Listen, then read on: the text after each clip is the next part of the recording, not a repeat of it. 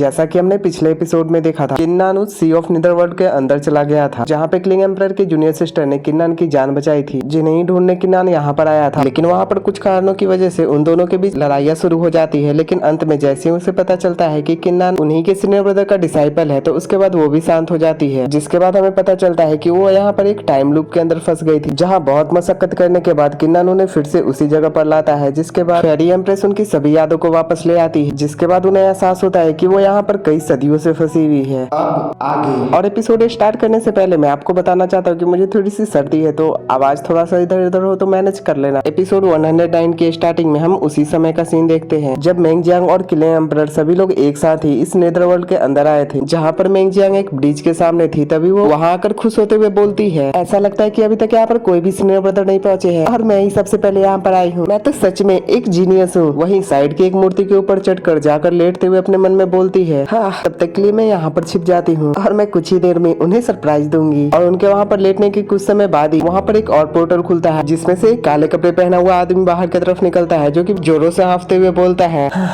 ऐसा लगता है कि सबसे पहले मैं ही यहाँ पर पहुंचा हूँ।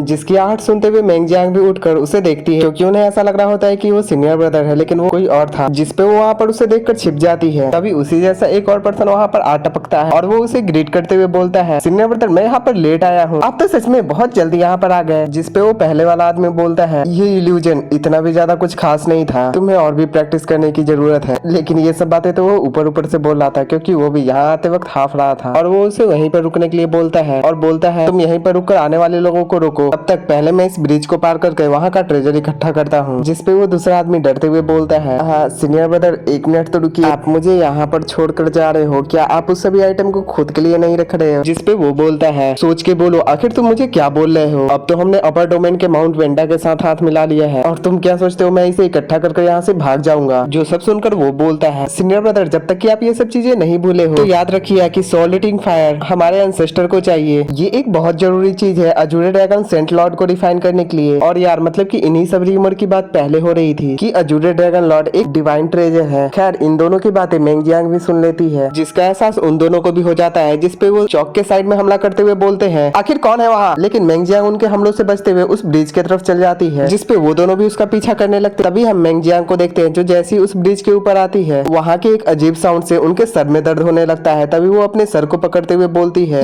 ये एक इविल साउंड है जो कि इस नीदरलैंड के ब्रिज के ऊपर है, जिससे कि हमारी दिमागी संतुलन खराब होती है। मेरा सर बहुत दर्द कर रहा है। और ये आवाज वहाँ के रखी एक मूर्ति से आ रही होती है। इतने में वो दोनों काले कपड़े वाले लोग भी उस ब्रिज के ऊपर आ जाते हैं, लेकिन उस साउंड से उन्हें भी दर्द होने लगता है। तभी उनमें से जो जूनियर वाला था वो जैसे तैसे कर वहाँ पे अपना एक गार्डियन स्पेल कास्ट कर देता है, जिससे कि उन दोनों के चारों तरफ एक सुरक्षा कवच बन जाती है, जिससे कि उन आवाज का उनके ऊपर असर नहीं हो रहा होता। तभी उसका सीनियर ब्रदर मेंग जियांग को पकड़कर उसी नीदर सी के अंदर फेंक देता है और वो दोनों जल्दी से जाकर उसे देखने लगते हैं। तभी वो जूनियर अपने सीनियर से बोलता है, सीनियर ब्रदर ये किसी को पता तो नहीं चलेगा ना? जिसपे उसका सीनियर ब्रदर बोलता है, अगर मर्चेंट अलायंस का इंफॉर्मेशन सही है तो कोई भी इस स्मृति भुला देने वाली नदी में गिरने के बाद जिंदा नहीं बचता। अगर तुम्हें चिंता हो रही है। साथ ही वो वहाँ पर एक चाकू निकालकर उसके पेट में मारते हुए बोलता है, तो क्यों ना तुम भी नीचे उसके साथ जाकर उसका साथ दो। और वो उस ट्रेजर के लिए अपने ही जूनियर ब्रदर को चाकू मारकर उस पानी में फेंक देता है। लेकिन उसका जूनियर ब्रदर भी नीचे गिरते समय अपने जो उससे स्पेल को कास्ट किया था उस गार्डियन स्पेल को हटा देता है, जिससे कि उसके सीनियर ब्रदर के ऊपर भी उस साउंड का असर फिर से होने लगता है, जिसके कारण उसके सर में बहुत ही ज्यादा दर्द होने लगता है और वो वहीं पर गिर जाता है। जिसके बाद वहाँ पे उसके एक दर्दनाक चीख के साथ हमारा सीन प्रेजेंट टाइम में आता है, जहाँ मेंग जियांग इन सब बातों को किन्नान और एम्प्रेस को बता रही होती है। और यही सब यादें हैं जो कि मुझे अब तक उस ब्रिज के ऊपर से गिरने के बाद तक याद है। और ये एहसास ऐसा है जैसे कि ये बस कुछ समय पहले ही हुआ है। जिसपे किन्नान बोलता है, ओह तो ऐसी बात है। मैंने एक बार उत्सुकता में आकर मास्टर दुआनमू से पूछ लिया था कि कब वो लोग सी ऑफ नीदरवर्ल्ड में आए थे, और तब जाकर मुझे पता चला कि आप छिपते छिपाते इस सी ऑफ नीदरवर्ल्ड की गहराई में आ गए थे और फिर आप बाहर कभी नहीं आई। मास्टर टैंग ने इस सब का आरोप खुद के ही ऊपर ले लिया था और वो किस मुंह से उस होली लैंड में रहते और वो फिर से ज्वालिन सेक्ट में वापस आकर खुद को वहाँ पर छिपा लिए। उन्होंने खुद का एक किलिंग एम्परर सूत्रा बनाया और उसके बाद से वो सभी डेमन और इविल स्पिरिट को खुद के दुश्मन के नजरिए से देखते थे और वो अकेले ही चारों तरफ कोहराम मचाने लगे। उसके बाद से उन्हें किलिंग एम्परर के नाम से जाना जाने लगा, इस आशा में कि कभी न कभी जब वो आपसे मिलेंगे तो उनके मन में थोड़ा कम गिल्ट होगा। जो सब सुनने के बाद मेंग जियांग भी उदास होते हुए बोलती है वो अब भी उतना ही बड़ा बेवकूफ है। जिसके बाद किन्नान बोलता है जबकि वो सोल ईटिंग फायर उस समय नहीं लिया गया, इसका मतलब वो लोग अभी तक सफल नहीं हुए हैं। तो लेजेंड की वो सभी अफवाहें सच है या फिर झूठ, इससे कोई फर्क नहीं पड़ता। अभी हमें इस प्लान पे ध्यान देना चाहिए कि जियाओ चोंगलू को हमें उस सोल डिवोरिंग फायर को प्राप्त करने से कैसे भी कर रोकना है। जिसपे मेंग जियांग बोलती है मुझे विश्वास नहीं होता, इस सब के 100 साल बीत चुके हैं लेकिन वो सभी अब भी मेरे फादर के पीठ पीछे षड्यंत्र रच रहे हैं। इस ब्रोंज मिरर आर्टिफैक्ट के अंदर एक लेजेंडरी पावरफुल मास्टर एम्परर है ना, क्या आप मेरे इस साइकिल ऑफ रीइंकार्नेशन को तोड़ने में मदद कर सकती है? इससे बाहर निकलने का कोई ना कोई रास्ता तो होगा ही। जिसपे उसके अंदर से एम्प्रेस भी उदास होकर बोलती है ऐसा लगता है कि अब तक 100 साल बीत चुके हैं और वो अंडरवर्ल्ड का एम्परर ही था जिसने कि इस सील को तोड़कर तुम्हें इसके अंदर फंसाया है और वो इसका इंतजार कर रहा है कि वो कब पूरी तरह जागे और इसके ऊपर नियंत्रण कर ले। तुम इस लाइफ के साइकिल को दर्शाने का काम कर रही हो। अगर मैं जबरदस्ती तुम्हें इससे बाहर निकाल भी देती हूँ तो ये जरूर से अंडरवर्ल्ड के एम्परर को जगा देगा जिसने कि यहाँ पर रहकर 100 सालों तक अपनी शक्तियाँ बढ़ाई है और मैं बस अभी अभी अवेकन हुई हूँ। जिसपे मेंग जियांग भी समझ जाती है और वो बोलती है हाँ अब मैं समझ गई। उसके बाद वो खड़ी होकर उसी प्लेटफॉर्म की तरफ बढ़ने लगती है और जैसे जैसे उनके कदम बढ़ रहे होते हैं उस प्लेटफॉर्म के ऊपर एक फूल खिलकर वहाँ पर आग लगने लगती है। तभी वो वहाँ पर अपने तलवार को निकालकर उदास होते हुए बोलती है अगर मेरा ये फिलहाल का शरीर एक वेसल है उस जहर का जो कि इस दुनिया के लिए सबसे बड़ा खतरा होने वाला है, जो कि मुझे उन पंजों में बदल देगा जो कि मेरे फादर और मेरे सीनियर ब्रदर के खिलाफ ही खड़े होंगे, उससे बेहतर तो इसका ना होना ही सही है। और वो एम्प्रेस से बोलती है सीनियर मार्शल एम्परर अगर ये सिर्फ एक ब्लेड ही है तो भी आप इसे बिना किसी के नोटिस करे यहाँ से बाहर तो ले ही जा सकती है ना। जिसपे वो अपने ह्यूमन फॉर्म में आते हुए बोलती है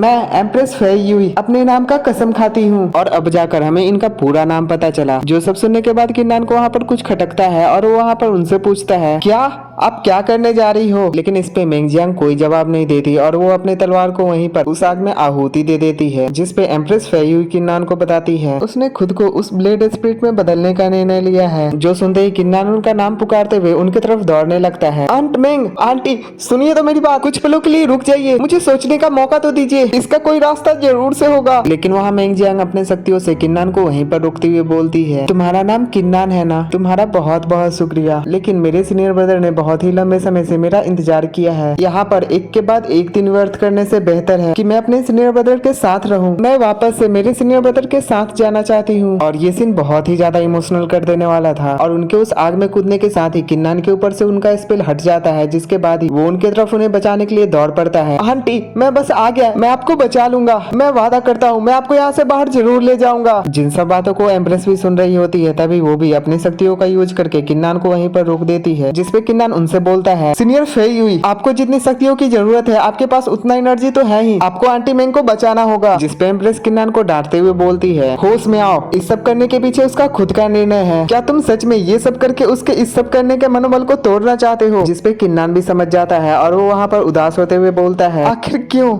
क्यों अंत में मैं चाहकर भी कुछ नहीं कर पाया। जिसपे एम्प्रेस फेई युई बोलती है क्योंकि तुम कमजोर हो, क्योंकि मैं उतनी ताकतवर नहीं हूँ। अगर तुम खुद को इस तरह शक्तिहीन महसूस नहीं करना चाहते तो ताकतवर बनो, आखिर इस तरह रोने में क्या रखा है। लेकिन इसके बावजूद किन्नान के ऊपर से जैसे ही वो अपना पावर हटाती है किन्नान अपने घुटनों के बल बैठकर वहीं पर रोने लगता है। उतने में ही किन्नान के सामने मेंग जियांग का तलवार आकर गिरता है और उसी जेड पेंडेंट के ग्लो करने के साथ ही उसके अंदर से मेंग जियांग स्पिरिट फॉर्म में बाहर निकलते हुए किन्नान से बोलती है आखिर मेरा ये जूनियर डिसाइपल इस तरह से रो क्यों रहा है। और उनकी आवाज सुनते ही किन्नान अपने आंख में आंसू भरे ही उन्हें देखने लगता है। जिसपे मेंग जियांग बोलती है तो चलो चलते हैं। और उनके ये बोलने के साथ ही ये एपिसोड यहीं पे समाप्त हो जाता है। और पर्सनली ये एपिसोड मुझे काफी इमोशनल लगा। और नेक्स्ट एपिसोड की स्टार्टिंग में हम प्रिंसेस मिया मिया को वहाँ काफी सारी वाइन पीकर टली हुए लेटे हुए देखते हैं, जहाँ वो उसी तरह बोल रही होती है जीवन में तुम जब पूरी तरह सफल हो जाओगे तो तुम उसे अच्छे से एंजॉय कर सकते हो। और वो वाइन पीते हुए बोलती है मुझे इसे मन भर पी लेने दो। जहाँ उसकी पुरानी यादें ताजा हो रही थी, जिसमें वही जंगल होता है जहाँ चारों तरफ आग लगे हुए थे। पिछली रात पता नहीं कैसे हवाएं चली और वो सब जल गए। वो खूबसूरत चांदनी रात, लेकिन मैं इसमें अपने उस घर को देखने का जोखिम नहीं उठा सकती। मैं उसे नहीं सह सकती। मैं चाहती हूँ कि ये पूरे मटके, ये सारे मटके, ये वाइन पीती रहूं, पीकर टल्ली हो जाऊं और फिर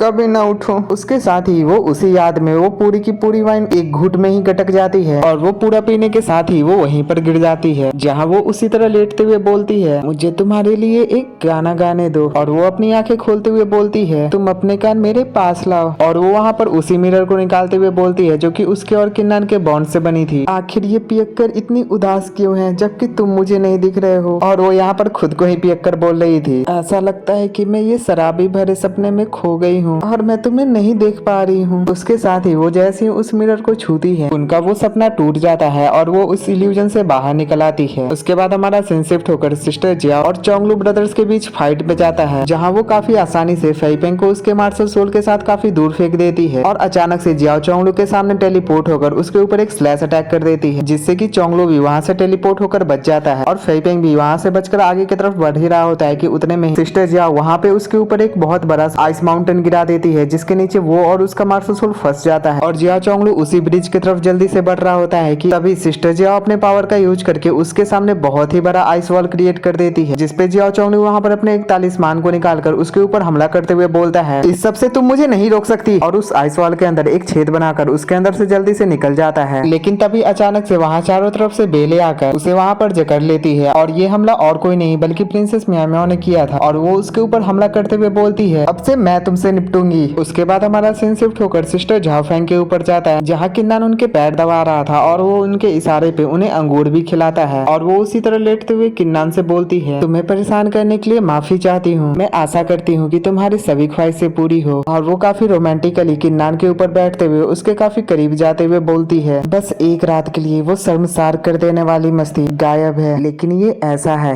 ये कितनी अफसोस की बात है। और शायद से वो भी किन्नन को पसंद करती है, जिसके कारण उन्हें इस तरह का इल्यूजन दिख रहा था। उसके बाद वो भी उस इल्यूजन को तोड़कर वहाँ से बाहर निकलते हुए बोलती है, एक डेमन की खूबसूरती आखिर मेरे जूनियर ब्रदर किन्नन के बराबर हो भी कैसे सकती है, ये सिर्फ कल्पना है, एक नक्काशी को संतुष्ट करने के लिए इतना काफी है। इसके बाद हमारा सीन शिफ्ट होकर सीमा कॉन्ग के इल्यूजन के ऊपर जाता है, जहाँ पे हम दोनों मोटे और पतले वाले सीमा कॉन्ग को देखते हैं, जहाँ वो मोटा वाला सीमा कॉन्ग पतले वाले से बोलता है, यहाँ के सभी ट्रेजर्स हमारे हाथ लग गए हैं, तो जल्दी करो, हमें यहाँ पे इस जगह से निकलना होगा। जिसपे वो पतला वाला सीमा कॉन्ग अपना सर हिलाकर मना करते हुए बोलता है, मैं अभी यहाँ से नहीं जा सकता। जिसपे वो मोटा वाला उसके ऊपर चिल्लाते हुए बोलता है, क्या तुम पागल हो गए हो? क्या हम इस बात पे राजी नहीं हुए थे कि हम यहाँ आएंगे, सामान इकट्ठा करेंगे और चुपचाप यहाँ से निकल लेंगे? तुम सच में उस अंडरवर्ल्ड के गुफा में जाना चाहते हो ना, वो भी अपने इस अधूरे स्किल सब के साथ? क्या तुम खुद को मरवाना चाहते हो? जिसपे वो पतला वाला बोलता है, क्या हो अगर उन लेजेंड्स की कहानियां होली मास्टर को रिफाइन करने वाली बात सच हो? जिसके बावजूद वो मोटा वाला उसे समझाते हुए बोलता है, आखिर इसे किसकी परवाह है, वो सच है या फिर झूठ? ये कुछ ऐसा नहीं है जिसे हम कंट्रोल कर सकते हैं, तो क्यों ना आज्ञाकारी की तरह से इन सब ट्रेजर्स को ले और यहाँ से चुपचाप बाहर की तरफ निकल ले। अब से हमें खाने और कपड़े की चिंता नहीं करनी होगी। जिसपे वो पतला वाला बोलता है, मैं जानता हूँ आखिर भूख से तड़पना कैसा लगता है, लेकिन अब मैं सिर्फ अकेला नहीं हूँ, और न ही अब मैं वो आदमी हूँ जो उन सड़क पे ठंड से बस मरने ही वाला था, और न ही वो आदमी जिसकी कोई परवाह नहीं करता था। मुझे ऐसा महसूस होता है कि मैंने उन चीजों को ढूंढ लिया है जो कि इन ट्रेजर से भी कई ज्यादा खास है। और शायद से सीमा कॉन्ग अपने दोस्तों की बातें कर रहा है, और उसके ये बोलने के साथ ही वहाँ से वो मोटा वाला सीमा कॉन्ग और वो उस इल्यूजन से बाहर आ जाता है। उसके बाद वापस से हमारा सीन शिफ्ट होकर म्याओ म्याओ और उन सभी के ऊपर जाता है, जहाँ चोंगलू उन बेलों में बनने के बावजूद स्माइल करते हुए बोलता है, बेवकूफ औरत। वैसे ही वो वहाँ से गायब होकर और सिस्टर जिया वहाँ पर आ जाती है। म्याओ म्याओ का अटैक उनके ऊपर लगने ही वाला था कि वो दोनों चौंकते हुए म्याओ म्याओ अपने अटैक को डाइवर्ट कर देती है। उतने में ही चोंगलू टेलीपोर्ट होकर म्याओ म्याओ के साइड से आकर उनके ऊपर हमला करते हुए बोलता है, जाओ और फिर से मर जाओ। तभी वहाँ साइड से सिस्टर झाओफेंग आते हुए जियाओ चोंगलू के ऊपर हमला करते हुए उसे म्याओ म्याओ से दूर हटाते हुए बोलती है, क्या तुमने इस बारे में मुझसे पूछा? जिस हमले को तो चोंगलू नष्ट कर देता है, लेकिन उतने में उसके सामने प्रिंसेस म्याओ म्याओ, सिस्टर झाओफेंग और सिस्टर जियाओ आ जाती है, जिन्हें वहाँ देखकर चोंगलू बोलता है, आखिर यहाँ चल क्या रहा है? मेरे रास्ते में वो सभी लोग आते ही जा रहे हैं। तभी वहाँ फेईपेंग चोंगलू के पीछे आते हुए बोलता है, बड़े भाई आखिर हर बार मैं ही क्यों पीटता हूँ? तभी वो वहाँ पे अपने तलवार को निकालकर चोंगलू के पीठ पीछे हमला करने की कोशिश करता है, लेकिन चोंगलू उस अचानक हुए हमले से भी बचकर उसके हाथ को पकड़कर बोलता है, आखिर कौन हो तुम? तभी उसके ऊपर एक जोरदार हमला होता है, जिससे कि उस पहाड़ में जाकर टकराता है, और हम देखते हैं कि वो फेईपेंग नहीं बल्कि सीमा कॉन्ग होता है, जो वहाँ खुश होकर हाथ हिलाते हुए बोलता है, हे ड्रैगन टाइगर भाई। अभी वो वहाँ साइड में देखकर शॉक हो जाता है, क्योंकि वहाँ लॉन्गू वहाँ के स्पेस को फाड़कर उससे बाहर निकल रहा होता है, जिसे देखकर प्रिंसेस म्याओ म्याओ और सिस्टर झाओफेंग भी शॉक थी, जहाँ सिस्टर झाओफेंग बोलती है, ऐसा लगता है कि ये उस डेमन हंट ट्रायल में फेल हो चुका है और ये उस इल्यूजन से आजाद होने के लिए अपनी शारीरिक शक्ति का प्रयोग किया है। आखिर ये किस तरह की ब्रूट फोर्स है? जहाँ लॉन्गू उस स्पेस क्रैक को काफी शानदार तरीके से फाड़कर बाहर निकलते हुए बोल रहा होता है, क्या बीस्ट के पास मार्शल सोल नहीं होती है? किस आधार पर मॉन्स्टर ह्यूमन से नीच है? लॉन्गू के इसी तरह गुस्से में गुर्राने के साथ वो अपने बीस्ट फॉर्म में दहाड़ते हुए चोंगलू के ऊपर हमला कर देता है, और वो दोनों आपस में लड़ते उससे पहले ही हमारा सीन शिफ्ट होकर उस टापू के बाहर जाता है। है, जहाँ पे वो वेंडा एंसेस्टर भी आते हैं, जिन्हें देखकर वहाँ के सभी मास्टर उन्हें ग्रीट करते हैं और वो भी वहाँ पे दोनों होली लैंड के होली मास्टर को ग्रीट करते हैं, जिन्हें वहाँ देखकर वहाँ के सभी लोग बोलते हैं, देखा मैंने कहा था ना अपर डोमेन के भी लोग यहाँ पर आने वाले हैं। वैसे ही वो भी वहाँ के एक कुर्सी पे बैठते हुए बोलते हैं, जरूर से वो प्रोची उस ब्रिज तक पहुंच चुके होंगे, तो आप दोनों लॉर्ड्स को इतनी बेताबी से इंतजार करवाने से बेहतर है क्यों ना मेरे नए प्राप्त किए गए इन ट्रेजर की मदद से उन अंडरवर्ल्ड को थोड़ा भ्रमण कर लिया जाए, और शायद से ये वो ट्रेजर होगा जिसकी मदद से अंडरवर्ल्ड सी के अंदर देखा जा सकता होगा, और उनके उस ट्रेजर के प्रयोग करने के साथ ही हमारा सीन वापस से शिफ्ट होकर जियाओ चोंगलू और उन सभी के बीच जाता है, जहाँ जियाओ चोंगलू अकेले ही लोंगहू को बहुत बुरी तरह घायल कर देता है, जिसके कारण लोंगहू यहीं पर गिर जाता है। वहाँ पर खून में लथपथ था, इवन कि वहाँ पे उसने सिस्टर जियाओ और सिस्टर झाओ फैंग को भी बेहोश कर दिया था। सिर्फ वहाँ पर म्याओ म्याओ जो कि बहुत बुरी तरह घायल थी, वो भी अपने पील को खाते हुए किन्नान को याद करते हुए बोलती है, जियाओ नान जी आखिर इस धरती पे तुम अब तक हो कहाँ। वहीं जियाओ चोंगलू लोंगहू के पास जाकर उसके खून से लथपथ मुंह के ऊपर अपना पैर डालते हुए बोलता है, मेरा दिल बहुत ही दयावान है, मैं किसी को इस तरह तड़पते हुए नहीं देख सकता हूँ, और वो उसे जान से मारने के लिए उसके ऊपर हमला करते हुए बोलता है, तो फिर ठीक है मैं तुम्हारा रास्ता साफ कर देता हूँ। लेकिन वो उसके ऊपर हमला करता उससे पहले ही उसके ऊपर जियाओ जी हमला करके उसके वेपन को उससे दूर फेंकते हुए बोलते हैं, किसी के मेहनत से इकट्ठा किए हुए ट्रेजर्स को चुराना एक तरफ, लेकिन तुम इस प्रक्रिया में किसी की जान कैसे ले सकते हो। जिन्हें यहाँ देखकर तो चोंगलू गुस्से में तिलमिला जाता है। तभी नीचे से सी बोलता है, और हाँ सी वही है जिसने फेई पेंग के साथ पहले मिलकर किन्नान के ऊपर हमला किया था, लेकिन उसका बड़ा भाई बुरा नहीं है। मैं अपने बड़े भाई की तरफ पाखंडी नहीं हूँ और नहीं इतना दयावान कि मैं अपने सभी ट्रेजर्स तुम्हें दे दूं। अगर तुम्हें मेरे ट्रेजर्स चाहिए तो तुम्हें पहले मुझसे होकर गुजरना होगा। और उसके ये बोलने के साथ ही ये धमाकेदार एपिसोड यहीं पे समाप्त हो जाती है। अगर आपको ये वीडियो थोड़ा भी पसंद आया हो तो प्लीज वीडियो को लाइक कर देना, चैनल को सब्सक्राइब करके बेल नोटिफिकेशन ऑल पे सिलेक्ट कर देना और एक प्यारा सा कमेंट कर देना। राधे राधे।